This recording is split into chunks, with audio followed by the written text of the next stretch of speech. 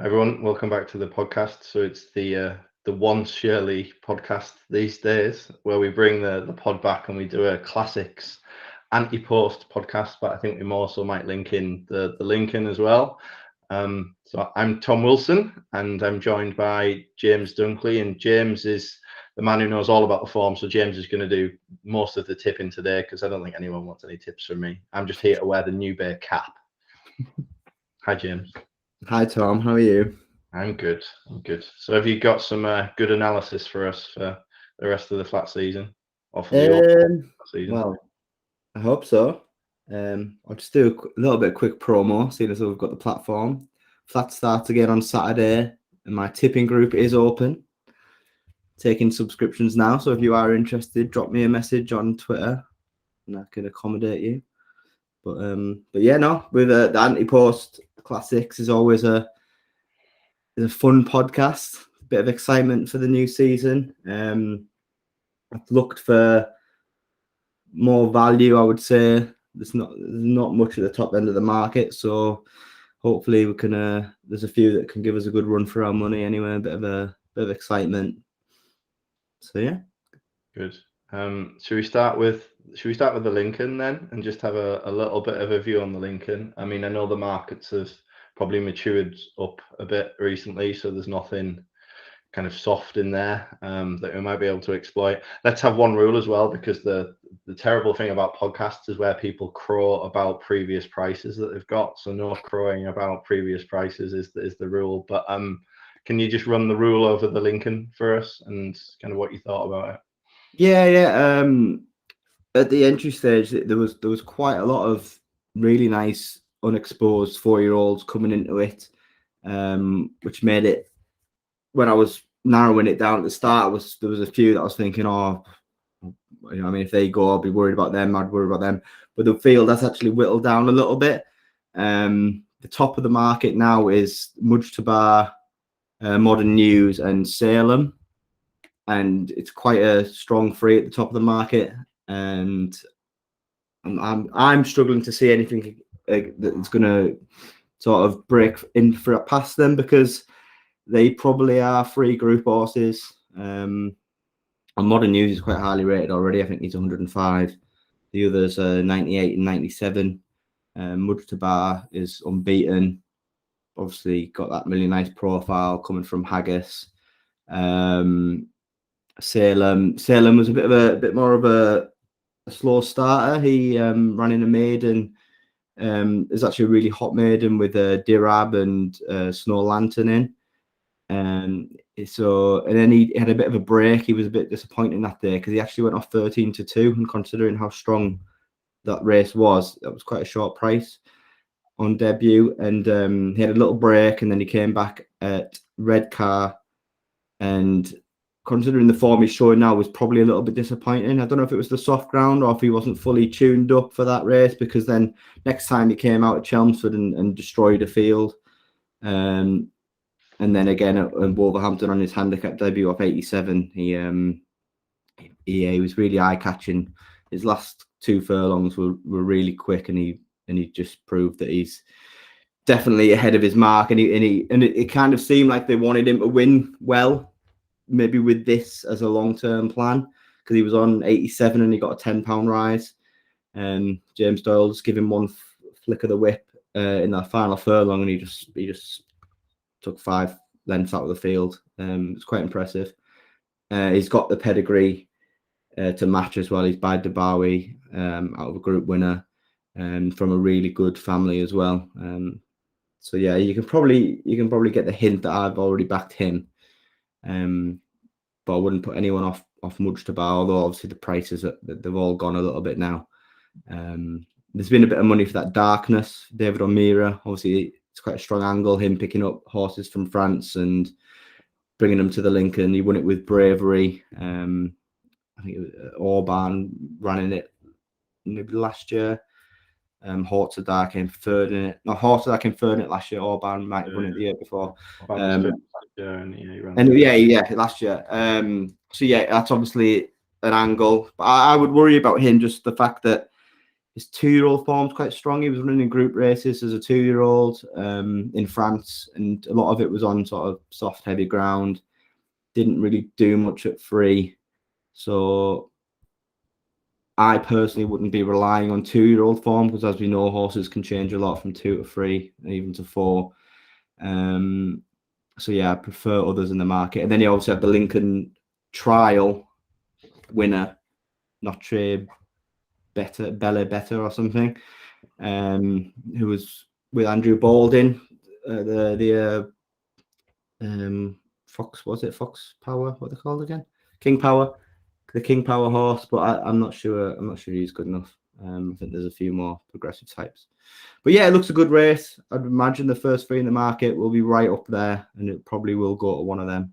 So yeah, we were talking the other day. I mean, it's well known, but the dynamic of the Lincoln has shifted quite markedly in the last couple of years, hasn't it, towards kind of the less exposed 4-year-old types that are probably going to be group horses. I mean, is it the last 6 winners, or the last? Yeah, it's the last 5 winners have been 5 all been 4-year-olds. Yeah, and 4 of them have been rated 100, and the other one was a dare who was rated 99. He was a group horse anyway. So I mean, yeah, it's well known, but that's the type of profile that you're looking for now. And Adabe as well, when he won it, he beat Lord Glitters, who was another Group 1 winner afterwards. So yeah, it's that nice progressive 4-year-old, lightly raced, probably from a decent yard as well at the moment. And the top of the market is showing that. But it's kind of it seems now a race where you need to take an opinion early and find out if they are going to be a runner, and then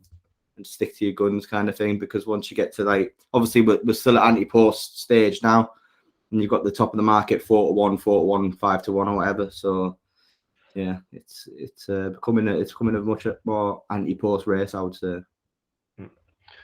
So go on from the Lincoln then. Should we go to the 2000 Guineas, where, I mean, the Antepost markets all over the winter have been dominated by Godolphin. So Native Trail's in there as the favourite, and Corobrius, is that how you pronounce it? Probably wrong. Is in there as second favourite. Caribus, I would say. There you go. What did you think about that? My initial reflection was to really look elsewhere than the front 2 in the market. I mean, I think so. Looking at Native Trail, I mean, he's Oasis Dream out of Needleleaf, Dam Sire's Observatory, who's a US sire. Observatory, interestingly, was the sire of Twice Over. So, bit of a throwback to the past. One stat that I was looking at, so we've had 4 runners from that Oasis Dream Observatory cross that have raced in the UK and Ireland. I mean, it's not a massive sample size, so take it with a pinch of salt. But I personally thought it was interesting. I mean, they've all won, so I mean, they're all decent quality horses. You've got Silent Echo, who was probably the peak there, rated over 100.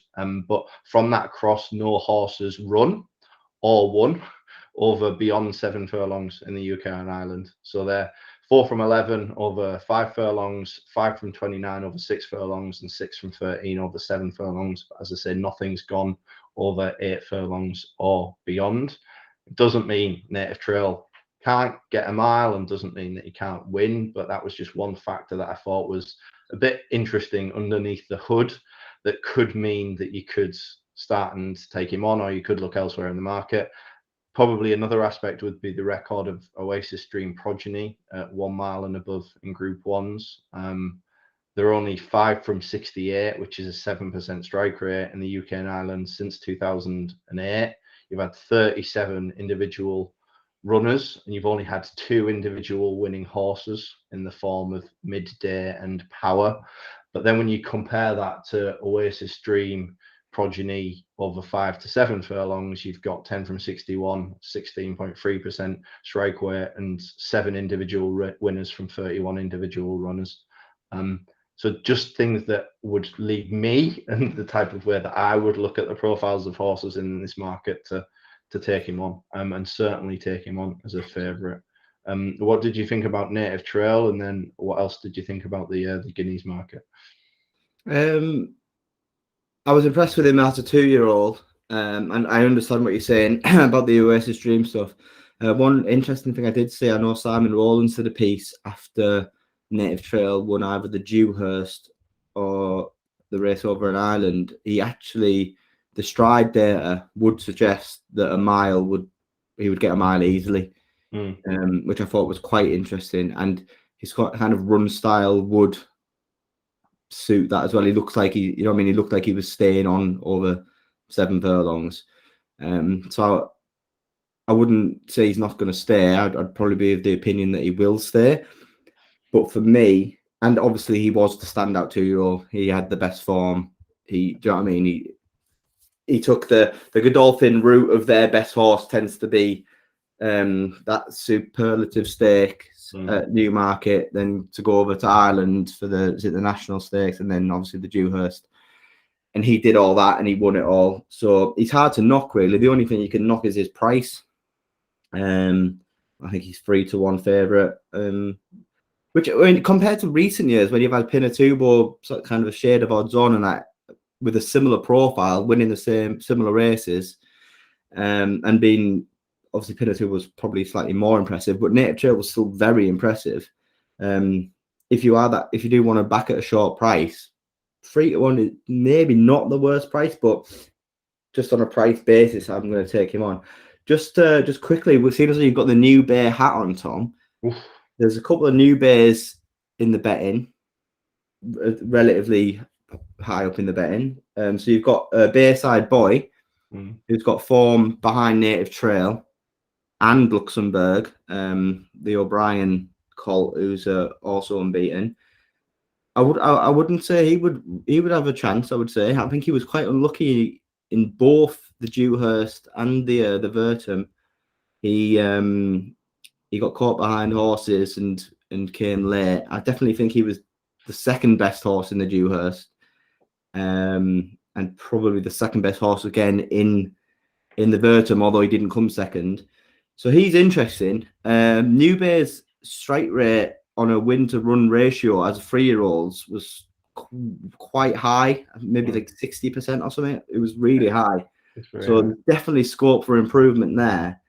So I think he's interesting, but he may not be good enough. But I think he's around 25-1, so at least you're getting a bit of a price. So I was on New Bay, so a classic winning son out of a classic winning sire. I reckon this year a New Bay wins a classic somewhere in England, Ireland, and France. That would be possibly. Well, the other one that's interesting, that's much more unexposed, has ran once and won once at Newmarket, is a horse called Claymore.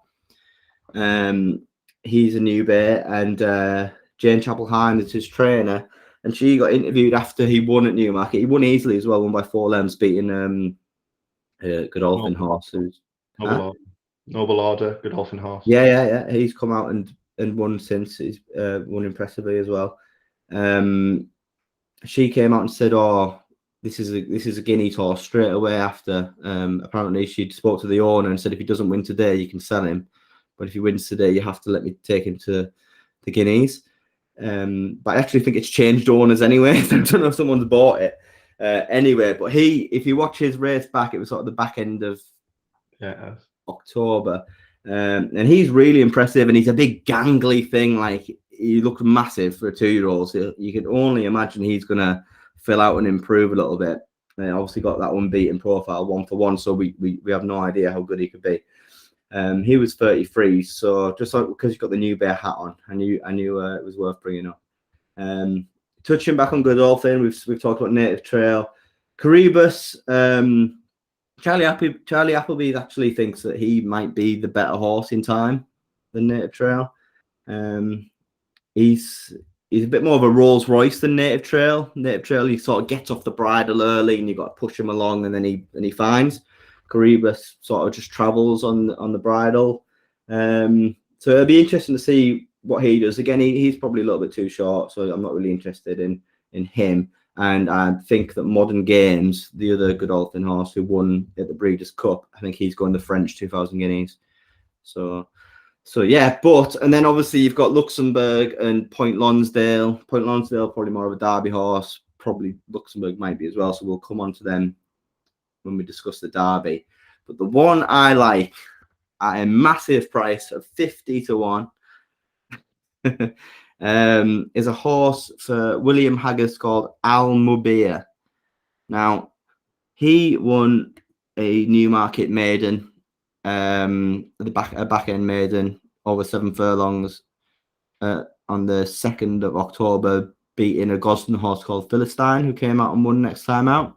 Now, Almubir is a Frankel out of Mufraha, who people might remember from a few years ago. She was sort of like a group level listed mare. I think she won a Group 3 at best. My computer's going really slow. But yeah, it's her first progeny. And if you watch the race, like this, I'm not comparing him to Frankel. Obviously, he's a progeny of Frankel, but he reminded me of him in his run style and how he looked. Obviously, Frankel must have stamped him very well. Now, obviously, a William Haggis horse on debut, they wouldn't tend to be first time up winners. So the fact that he's won, and he basically won it all in hands and heels, it was quite eye catching. I think there is a lot more to come from this horse. It reminds me of a little bit of if you remember Scardu from a few years ago. He had one run similar time of year, and then he won the Craven, and he was 3rd in the Guineas. So yeah, I think this horse could go Craven and then Guineas, obviously, if he wins the Craven or if he runs well in the Craven. But yeah, I think there's a lot of potential. He's got the right pedigree. He's won already at Newmarket. The mile's only going to improve him. And he's 50-1 in quite a few places, I think. He was anyway when I wrote all this down a few weeks ago. So he would be, I mean, obviously it's speculative at 50-1, but I think he's interesting. So Almubir is my one for the Guineas. Nice. Good. Anything 1,000 guineas? Yeah. Now, I must say it's hard to knock Inspiral. She was impressive on all the starts last year, and considering the field that she's 3-1 as well, which is the same price as obviously as Native Trail, I think she's, considering the fillies that are potentially up against, I think 3-1 is actually a good price. I think it's a fair price on what she's shown. She was head and shoulders really above the rest, but it's no fun giving a favourite, is it? So just looking at a few others in the market, Teneborism, the Edinburgh Need the Caravaggio's to win. Caravaggio, yeah. She went deep on Caravaggio's last year. So need them to win. So obviously she won over 6 furlongs. The group won over 6 furlongs at Newmarket. Now, for me, it's a big question mark. Her staying. Yeah. I don't really like dropping back. I don't really like them backing 6 furlong horses jumping up to a mile, especially when it'll be a first start over the mile. So I can pass on her. I think the interesting ones from the O'Brien yard. Obviously, O'Brien's got a fantastic record in this, so you can't overlook his horses. Tuesday, there's been a bit of buzz around. She is still yet to win a maiden. I think she actually entered this Saturday. But obviously, she's got the pedigree. She's which one is she? She's one of the what's she bloody brother and sister too. Look that one up. It's one obviously one of the, but then Toy as well is the other O'Brien horse I've got written down. She's the full sister to Glen Eagles, and she's a sister to Minding. Minding, that's the one. Yeah. So obviously he's got all these. They've all got these great families, and that's all. Tuesday and Toy are the interesting ones in the 1,000 guineas from him, and then sticking in Ireland, Alpha Centauri's full sister or half sister? Full sister to Alpha Centauri Discoveries. Has some nice form over in Ireland, but I would question her coming over. I haven't actually checked the entries to see if she's in there, but she probably is. She won the Moy Glare she would probably go for the Irish 1,000 guineas, I would presume. So the one that I'm gonna tip up at a price now. This filly is 33-1. It's only in one place. It's at William Hill, and I went there the other week and had a bit on her. I think she's 25s and shorter generally. Let me just check. Yeah, Mise en Scene, 33-1 at William Hill, 25-1, 365, 25-1 Bet Victor, and then 20s, even 16s in places. So if you've got a William Hill account or you can be bothered to go to one of the shops, the 33-1 is pretty value. Obviously, she's got filly's mile form, which is important for this race. She was fourth in the filly's mile, but if you look at the sectionals and break it down, she was, as I said, in Spiral is definitely head and shoulders above, but she was definitely the second best horse in the race. She got caught behind horses and was delivered late. But her sectional time, she wasn't a million miles off in Spiral over the last 3 furlongs, and that was a properly, truly run race. That it's good form. But Mise en Scene then went to the Breeders' Cup, and she had a very wide draw. And I think Oisin Murphy must have been on the booze early that day, because he tried to take everybody on the outside and absolutely burn this filly, going way too fast early, way too wide, caught wide on a bend. Obviously, very sharp track, firm ground. Just did way too much too soon. She still ran okay. She finished down the field, but she wasn't a million miles off the leaders. That track wouldn't suit, so I can put a line through that, and hopefully it didn't have an effect on her. Now she's by Siuni, of a Galileo mare. So, and the Siuni Galileo cross is a nice one. We've had St. Mark's Basilica from that cross. We've had Lawrence, who was obviously, I think she was second in a 1,000 guineas. We've had Sotsas, who won a French derby, and the Arc, obviously. So it's quite a nice cross, that. And she is on her dam side, from the Grand Dam. She produced Speciosa, who won a 1,000 guineas. Now, you've got to put a bit of trust in James Ferguson winning a 1,000 guineas here, and he's a new trainer. So, but he's looks competent enough to me. Obviously, difficult going up against Gosden O'Brien, that kind of thing. But he's always said this is a 3-year-old.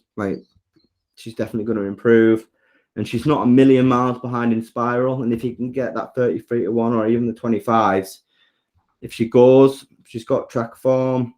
She's definitely overpriced anyway, so she's interesting.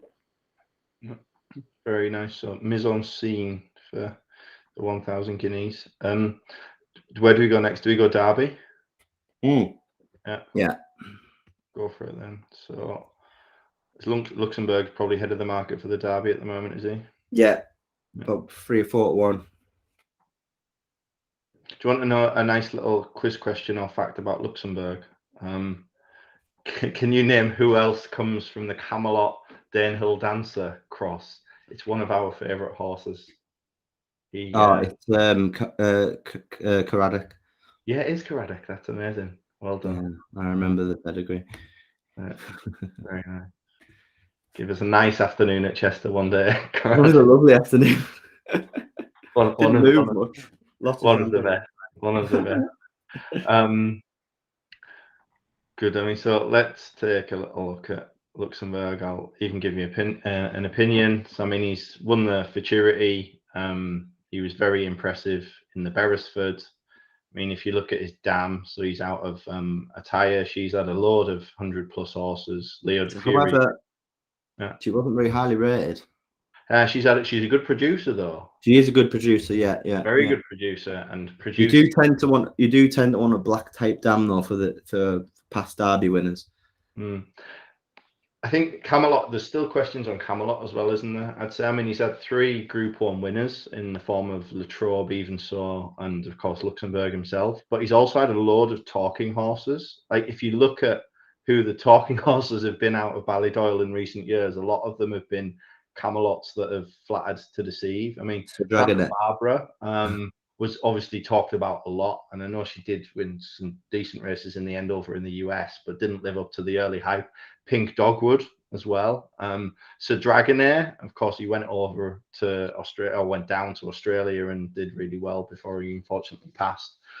English King as well, probably the talking horse of the failed talking horse of the last couple of years. So still a bit to prove, I think, for Camelot. I think he needs a really good Group 1 horse this year, or he's going to start to get cast into the wilderness. Did you like Luxembourg as a favourite for this? English King, by the way, doing not very well in Australia. No, terrible. He's out in the provinces, isn't he? That's a waste of money. Yeah, Luxembourg, it's more of a price thing, and although the dam is a good producer, I kind of do want a black type dam for the Derby. He's just too short now. This happened with High Definition last year. Looked impressive as a 2-year-old, and then just it got put in too short for the dam. The good thing is it makes the market, obviously. You can take an opinion on him. I mean, when was the last time that Ballydoyle had a short price favourite for the Derby over the winter that won it? Like, I don't think there has been one. Maybe Anthony Van Dyke, but he then drifted out at the start of his 3-year-old campaign. He wasn't favourite. He wasn't favourite on the day, was he? He didn't go off favourite on the day because Sir Dragonair did, but he was a good 2-year-old. Australia, maybe? Yeah, maybe that far back, yeah. So at like 3-1, I think you've definitely got to take him on. From Ballydoyle, if I was going to have a bet on a Ballydoyle horse, I think Point Lonsdale would be the one, because you're getting a bigger price. I think he's around 10s. He has really strong 2-year-old form. Now he's a full brother to Broome. He's not a 2-year-old type, and obviously he won at Royal Ascot. He won a couple of other decent races, and then he got beat by Native Trail. But Native Trail has gone on to frank that form in the Dewhurst and looked like a proper 2-year-old, like, do you know what I mean, running over the right trip, whereas obviously this horse wants 1.5 miles. So getting beat by Native Trail is not a problem at all. And you're probably getting a bigger price because he's lost that unbeaten tag. He's only going to improve at 3. He's only going to improve for a step up and trip. So yeah, if I had to pick an O'Brien at the top of the market out of the 2, I would rather go with Point Lonsdale, but he's not the one that I'm backing. Yeah. So who is the one? Well, we should probably mention that Native Trail and Caribas won't stay this trip, and they're near the top of the market as well, so you can rule them out. I will mention one O'Brien one that's unraced. This I thought was quite interesting. I had to look through his unraced ones to see if there was anything that caught my eye. Newfoundland is by Deep Impact out of Best in the World, which makes him a full brother to Snowfall, who obviously won the Oaks last year. So I thought he was interesting of the unraced. And then obviously I do like to look at the Gosden yard and the O'Brien yard. Like when you're looking at these classics, it's obviously the place to start. I'm not backing any of these either, but obviously you've just got to give a quick mention to Gosden's Antara, who's quite seems all the rage. He won a Newcastle maiden. People getting quite excited about it. I'm not as excited. He's obviously going to be a nice horse, but not for me, especially not at the prices. Fantastic is the full brother to Cracksman. He got beat on debut, but then he went out to Newcastle and he won as well. He again, obviously the pedigree is really nice, but he hasn't done enough on track yet. I think he's quite a big price as well. So I've got 3 written down that I'm interested in. The first one, the shortest price one, is Reach for the Moon, the John Gosden horse. Now, Reach for the Moon is by See the Stars, out of a group winning mare. Sorry, I'm not going into as much details about the mares. I just haven't got the page up and it's taking so long to load. I can't bother to do it. But yeah, he was obviously really good at 2. Major, like he was obviously he's owned by the Queen, so everyone was getting very excited. I think he won his first 3, and then he went to Doncaster and got beat by Bayside Boy. Now, that race turned into a little bit of a sprint at the end, and it wouldn't have suited Reach for the Moon. Whereas Bayside Boy, bit more forward, bit more speedier type, probably more of a miler for this year. So you could totally forgive him that. I think he was beat by a short head or a head or something. So you know what I mean, it was close. But I mean, this is a 3-year-old. This is a staying pedigree. His full brother, Chalkstream, I think it's Chalkstream, was with William Haggis last year. Now, he did nothing at 2. In fact, he got a really low handicap mark, but improved massively at 3 up in trip, and ended up being rated over 100 from a starting mark of around 70.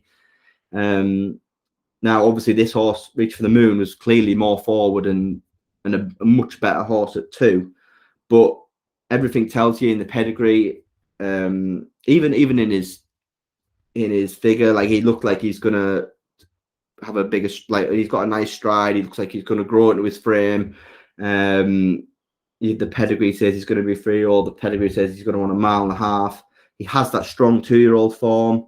So I think there's a lot to like about Reach the Moon. I think he's 12 to 1 in a couple of places, which seems fair enough. So yeah, he was probably the main one. Now I've got 2 others written down.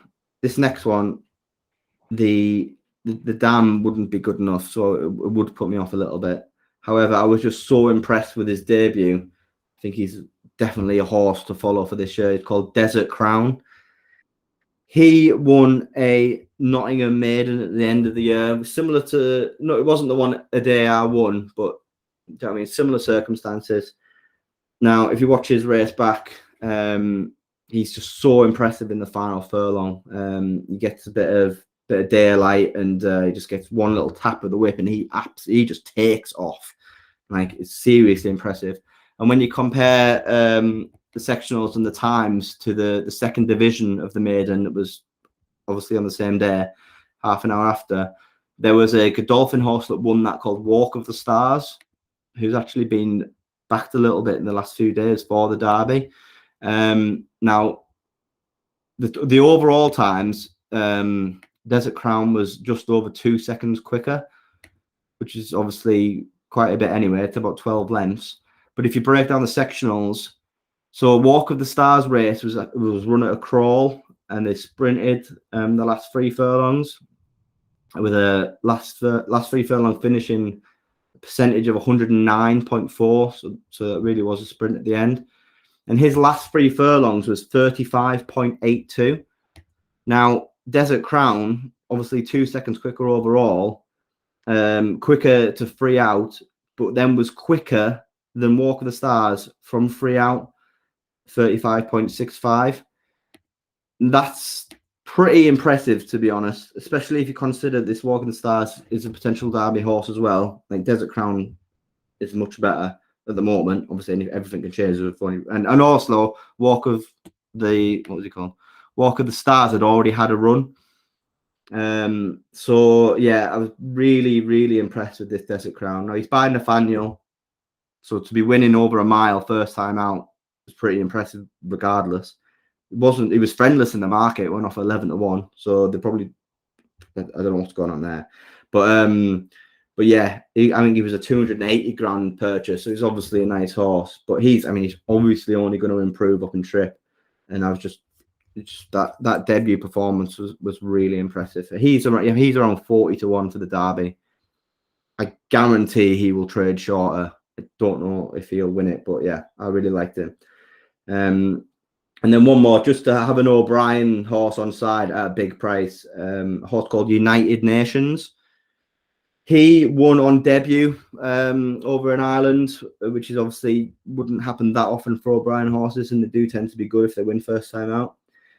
He then was thrown in the deep end a bit and came over to Newmarket and to race against Caribus in the Autumn Stakes. now. He finished sort of midfield, but again, he's a Galileo. I think he's a full brother to, is it Christmas Kid or something? It was 100 and odd rated. But I just think that was probably a little bit too much too soon, and he was staying on again late at the end. So obviously, you know, he's going to improve. Right, he was the choice of Ryan Moore that day, and they had 3 in the race, so they obviously like him. He's one that could be a big improver up in trip as a 3-year-old, and he's a massive price. I think it's like 66s or something. So those were the 3 that interested me for the Derby. Good. Maybe to conclude then, so the Oaks, and then any others, any maybe quick selections for those races as well. The Oaks. Again, I mean, John Gosden and Aidan O'Brien have won this for the past 7 or 8 years between them, so it was the obvious place to start. In Spiral, obviously she's favourite for the 1,000 guineas. I think she's favourite for this as well. She does look quite quick to me, and I'm not sure, although she is by Frankel, who does put a lot of stamina into his progeny and has had an Oaks winner. I'm just not sure if she's going to be too quick. If she wins the guineas and then goes and wins the Oaks, she's obviously absolute superstar, and if she wins both of them, she's probably going to win the Arc as well or something, because she's obviously just top class, and she might be. Which the striding data would suggest potentially 10 furlongs might be her best trip. The Godolphin, Gosden fillies who were interesting. Horse called Natasha, who looked progressive at 2. She ran in a Group 1 at the end of the year, but it was in heavy ground in France, and I don't think she handled it at all. But she's a big price. She's like 50, so she's got a bit of form, and she's only going to improve at 3. And then two other Gosden fillies that are also by Frankel. Acapella, who had a nice debut, and Nashwa is another Frankel. She looked like a big, strong filly. She was green as grass on debut, but she finished well. I can see them two improving massively. These are all like 50 to 1. Yeah, I mean, these are going to come out and win races, and they're going to half in price. The one from O'Brien that I thought was quite interesting was a horse called History. Now, she's obviously another Galileo out of a horse called Prize Exhibit, and she's actually related to Muhar. What was it called? Muharfef? No, yeah, no. What was that Shadwell horse that won all them Group 1s? Well, won the Group 1 over a mile, the Sussex Stakes. Mahar. Oh yeah, whatever. Right, she's related to him. Yeah, she would look really progressive last year. She's got the pedigree. She looks the typical type. It's hard to be confident on the Oaks at the moment. You've probably not even seen the winner yet. But yeah, History, Natasha, Acapella, and Nashwa are all big prices, and they're all interesting. And one for the Commonwealth Cup at Royal Ascot, a horse called Eraz for Richard Hannon. This horse was really, really impressive at Ascot last year, and was impressive before that at Newmarket, coming second to a decent Godolphin horse who's rated around 110 now. He put up some really, really quick sectionals in that on debut, and he ran over 7 furlongs. But I'd love to see him back at 6 furlongs. He actually ran in the Gym Crack, was favourite for that, joint favourite for that. But he came out that what happened? He scored dirty after that, so you can put a line through that, and then they put him away. But yeah, if you see Eraz entered up 6 furlongs for his first run as a 3-year-old, I think he's 25 to 1 for the Commonwealth Cup. I think that's a decent enough price. He looks nice. Good stuff. Super. That's it then for the classics and big race preview pod. As you mentioned at the start, you run a tipping group, very successful the last 2 flat seasons, so I recommend it. 3 flat seasons. 3 flat seasons, even better. How many points were you up last year? It was around 220. So nice. So if you enjoyed James's analysis, you can find more in that group. Felt very rusty. I've a bit rushed getting a message off Tom saying, should we do it at 9:30 this morning, when I haven't looked over my notes for 3 weeks when we were supposed to do it. But yeah, who knows? Maybe we'll do some more. Maybe. Tom's a very busy man, so it's difficult to get hold of. Maybe. All right. Thanks for listening. Thanks, guys. Bye.